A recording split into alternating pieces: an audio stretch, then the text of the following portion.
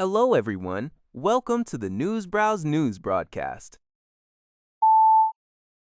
CTV News reports that both the Ontario and federal governments have acknowledged the recent decision by Honda to halt its plans for building an electric vehicle manufacturing plant in Canada. This news marks a significant development for the automotive sector and the province's green energy initiatives. The report, filed by Siobhan Morris, details the government's responses to Honda's revised strategy. While the article's description doesn't specify Honda's reasons, related news often cites external factors like U.S. tariffs and a slowdown in electric vehicle demand as potential causes for such decisions. This development could have notable implications for job creation and future investments in Canada's burgeoning EV industry.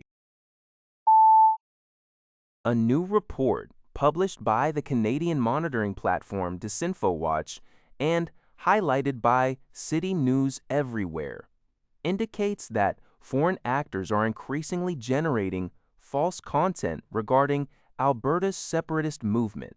Researchers found that these disinformation campaigns originate from both Russia and the United States.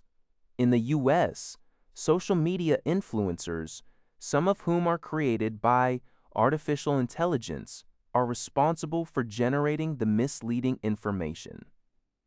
Meanwhile, in Russia, false content is being disseminated through a network of Kremlin-aligned websites known as Pravda News Network. The report warns that these influencing efforts are expected to escalate as Alberta approaches a potential referendum on separation in October. While acknowledging that Alberta's separatist movement stems from legitimate grievances, the report stresses the importance of the province and Canada taking measures to debunk disinformation to ensure that public debate remains democratically sound. A Toronto woman, Karessa Edwards, who fatally threw her 4-month-old son, Azuri Bacchus, down a garbage chute in November 2024, has been found not criminally responsible, NCR, due to a mental disorder. According to Global News, a forensic psychiatrist testified that the 30-year-old was psychotic at the time, suffering from schizophrenia and experiencing command auditory hallucinations that instructed her to dispose of the baby. Edwards, who also climbed down the chute herself after the incident, was deemed unaware of the wrongfulness of her actions. The court heard that postpartum depression and cannabis use likely contributed to her severe psychotic symptoms. The baby's father, Siddiqui Bacchus, discovered the baby items and called 911 after Edwards claimed she didn't know where Azuri was but believed he was in the garbage chute. Edwards will now be overseen by the Ontario Review Board for her treatment and future.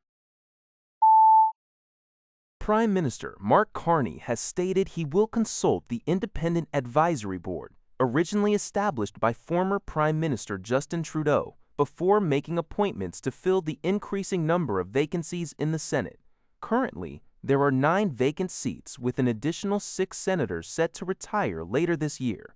This announcement, reported by the Canadian press, comes amidst concerns from some senators about the evolving nature of the appointment process, fearing a shift away from a community-driven selection towards patronage. Conservative leader Pierre Poilievre has also called for more conservative appointments, arguing the Senate does not adequately reflect the Canadian populace. The advisory board created by Trudeau to recommend nonpartisan appointments after a 2014 expense scandal currently faces challenges, with its website noting 24 vacancies and few active members, leading to descriptions of it being dismantled.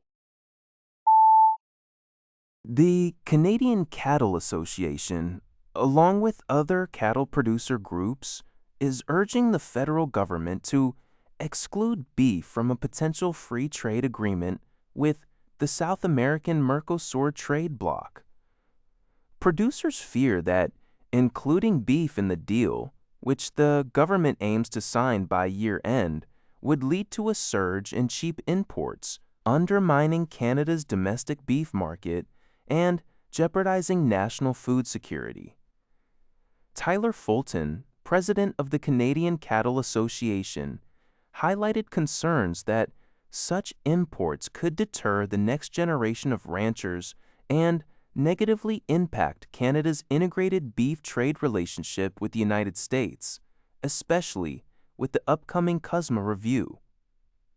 Industry representatives also voiced worries about lower animal health, labor, food safety, and environmental standards in some Mercosur countries, posing risks of foreign disease outbreaks. The Canadian press reports that while the federal government points to potential tariff reductions for other Canadian exports, cattle producers see no significant export opportunities for Canadian beef within Mercosur and believe past trade deals have offered little reciprocity for their sector. That's all for this video. Thank you for watching. See you in the next video.